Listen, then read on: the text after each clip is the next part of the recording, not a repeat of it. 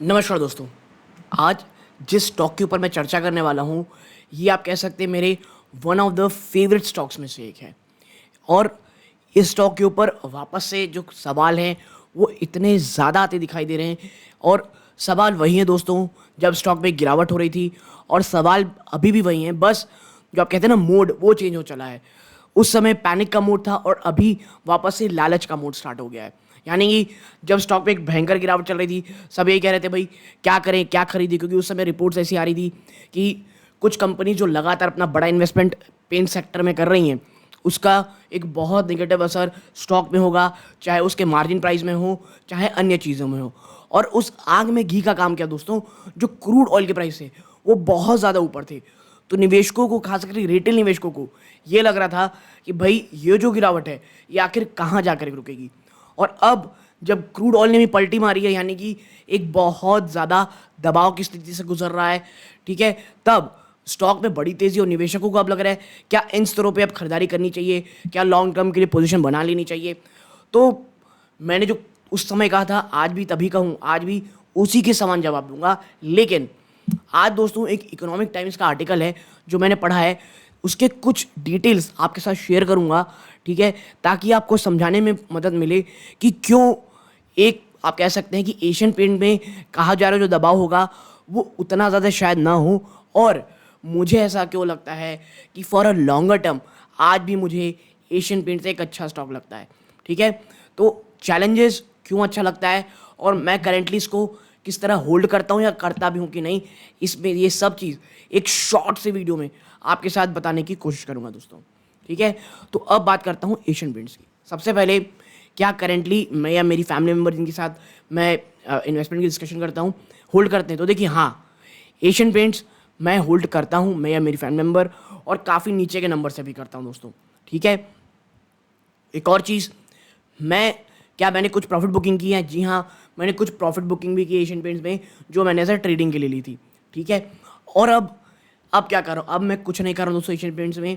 भैया जो खरीदारी करनी थी हमने कर ली है, अब स्टॉक ऊपर की स्तरों पे है, तो हमको बैठ के केवल एंजॉय करना है, जो प्रॉफिट बुक करना था हमने कर लिया। क्योंकि देखिए Asian Paints buy on dips का स्टॉक है। मैं हमेशा कहता हूँ HUL, Asian Paints, Reliance Industries, आप कह सकते हैं ऐसे अन्य जो स्टॉक्स हैं जो बड़े जाइंट है, TCS, ये वो स्टॉक्स दोस्तों जब ऊपर जाते तब हमें खरीदना नहीं है, तब हमें बस ये सोच रहे हैं भाई क्या थोड़ा पार्शियल प्रॉफिट बुक कर लें, ताकि वापस से किसी कारण कभी गिरावट हो तो हम उसे वापस से एक्यूमुलेट कर सके। तो दोस्तों वही हाल एशियन पेंट्स का रहता है, ठीक है।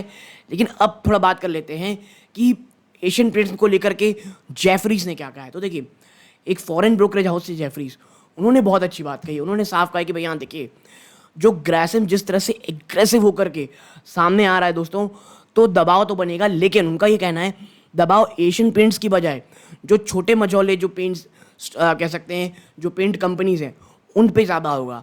और अक्सर नाम कौन सी कंपनी का आता है, इंडिगो पेंट्स का, ठीक है। उस दिन किसी और दिन बात करेंगे इसके ऊपर डिटेल एनालिसिस, जब मैं इंडिगो पेंट्स का कंप्लीट एनालिसिस लेके आऊँगा उस दिन कुछ और बातें करेंगे, ठीक है।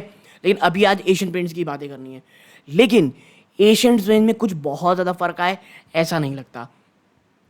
और देखिए एशियन पेंट भी इस बात को जान रहा है, क्योंकि अगर मैं आपके साथ ना कुछ एग्जैक्ट नंबर शेयर करूं, तो सबसे पहली चीज़ ग्रासिम ने अभी क्या किया दोस्तों, स्पार्कल नाम से एक पेंट सर्विस है वो शुरू की है। कहाँ पर दोस्तों, मुंबई, पुणे और बेंगलुरु में।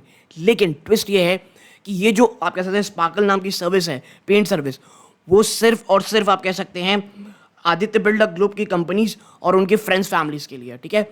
तो ये आप कह सकते हैं एक बीटा प्रोजेक्ट है जो अभी काम चल रहा है जिसके ऊपर टेस्टिंग के लिए, ठीक है। तो एक चीज़ तो क्लियर है कि ग्रासिम आने वाले कुछ समय में ही बहुत ही एग्रेसिव तरह से वापस आएगी, माफ कीजिएगा एग्रेसिव तरीके से मार्केट में आएगी। तो ये तो चीज़ें हो गई।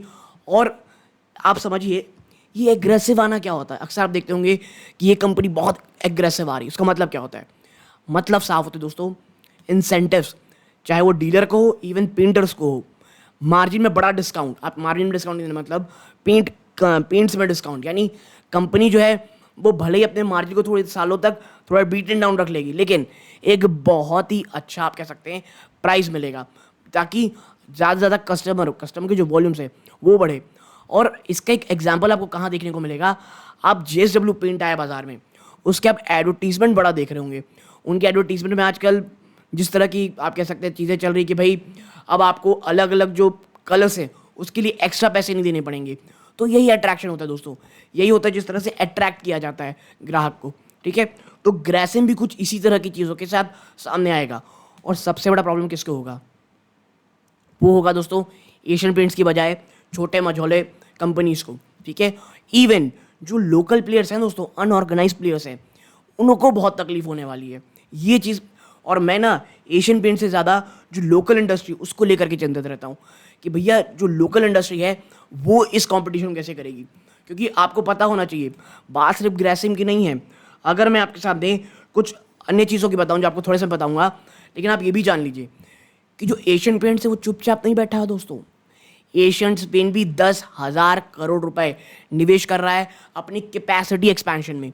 तो आप समझ सकते होंगे कि भैया देखिए आप और मैं ही नहीं है जो ये सब पढ़ रहे हैं, उस कंपनी को ही पता है। और ये कंपनी कोई आज की तो है नहीं, उसने इससे भी बुरे दौर, इससे भी स्टिफ कंपटीशन देखा है दोस्तों। तो एशियन पेंट को ये समझ जाना कि चुपचाप बैठा हुआ है, दिस इज रॉन्ग। ठीक है, और अभी उसको जो आप तेजी देख रहे हैं ना पूरे पूरे उसके स्टॉक प्राइस में, रीज़न एक ही है भाई, जो कच्चा तेल होता है जो 60% इनके टोटल ओवर रॉ मटेरियल रहता है उसमें एक भयंकर गिरावट है दोस्तों। तो उसका फ़ायदा एशियन पेंट्स को आपको साफ साफ देखने को मिलेगा। ठीक है, और अगर बात करें कि आने वाले समय में और कौन एंट्री कर रहा है, तो देखिए मैं आपको एक एक करके नाम बताता हूँ। आप देखें यहाँ पे जेके सीमेंट जो है उसने कहा भाई हम पेंट इन बिजनेस में आएंगे 600 करोड़ रुपए की इन्वेस्टमेंट से। एस्ट्रल लिमिटेड जो दोस्तों उसने भी 51% स्टेक खरीद लिया है जेम पेंट्स में। बात करें पीडीलाइट की दोस्तों, जो जिसने कहा है कि भाई हम डेकोरेटिव पेंट सेल करेंगे। और देखिए डेकोरेटिव पेंट, हर कोई डेकोरेटिव पेंट में क्यों आ रहा है? क्योंकि एक हाई मार्जिन प्रोडक्ट है दोस्तों। जी हाँ, डेकोरेटिव पेंट एक हाई मार्जिन प्रोडक्ट है और यही कारण है हर कोई आप देखेंगे तो आप कह सकते हैं डेकोरेटिव सेक्टर में जाना चाहता है। ठीक है, और आपको मैं बता दूं कि जो आने वाले समय में एक्सपेंशन है, अगर मैं आपको एग्जैक्टली रीड करके बताऊं ना, तो आप देखें the paint sector is set to add 2.4 million kilo litres of capacity representing nearly 25% of current industry capacity. ये कहना है जेफरीज के। यानी आप समझिए आने वाले समय में ना जो अभी की 25% पूरी खपत है वो आने वाले समय पूरी पेंट इंडस्ट्री और ऐड ऑन करने वाली है। तो आप समझ सकते होंगे बाजार में शायद डिमांड उतनी ना हो लेकिन सप्लाई बहुत ज़्यादा होगी, जिसके कारण जो मार्जिन है दोस्तों वो बहुत करा हिट होंगी तमाम कंपनीज की। और मैं ये मानता हूँ कि एशियन पेंट भी उससे दूर नहीं रहेगा। बट अगर आप एक लॉन्ग टर्म निवेशक हैं तो बाय ऑन डिप्स की स्ट्रैटेजी रखें। 2500 2700 के आसपास एक काफ़ी अच्छी रेंज लगती है मुझे एक्यूमुलेट करने की दोस्तों। ठीक है, मैं यही कहूँगा कि प्लीज़ पैनिक मोड में नहीं आना चाहिए। और अभी जो स्टॉक भाग रहा है करेंटली, तो एक बात है दोस्तों 3500 मुझे ऐसा लगता है एक ऐसा रेजिस्टेंस है जिसे तोड़ पाना एशियन पेंट्स के लिए अभी बहुत बहुत ज़्यादा टफ है दोस्तों। और करेंटली 3300 के आसपास एक करेंटली आप कह सकते हैं इमीडिएट में बात करूं तो 3300 के आसपास एक रेजिस्टेंस फेस करना पड़ रहा है दोस्तों। ठीक है, तो एशियन पेंट्स के ऊपर अभी मैं एक और वीडियो लाऊंगा दोस्तों कुछ समय में, जहां पर एक कंप्लीट एनालिसिस एक एक चीज़ के ऊपर हम चर्चा करेंगे। बट ये एक शॉर्ट वीडियो इसलिए ज़रूरी था दोस्तों क्योंकि इतने ज़्यादा सवाल एशियन पेंट्स के लिए आ रहे थे कि भाई अब क्या करें। अब भाई जब आप 2500-2600 में नहीं खरीद पा रहे थे, मेरे ख्याल से 2600 नहीं 2700-2800 के आसपास वो गया था, जब आप वहाँ खरीदने में डर रहे थे, अब आप क्यों खरीदोगे? क्योंकि ऐसा कोई चीज़ें चेंज तो होनी गई हैं कि जिस कारण भाई आपको खरीदारी करने से आपको बहुत ज़्यादा कॉन्फिडेंस आ रहा हो। तो ये चीज़ें एज ए निवेशक हमें समझनी चाहिए कि ये जो कंपनीज़ हैं ये बाय ऑन डिप्स की दोस्तों। ठीक है, तो बहुत सारे जो सवाल थे उसके जवाब देने की कोशिश किया।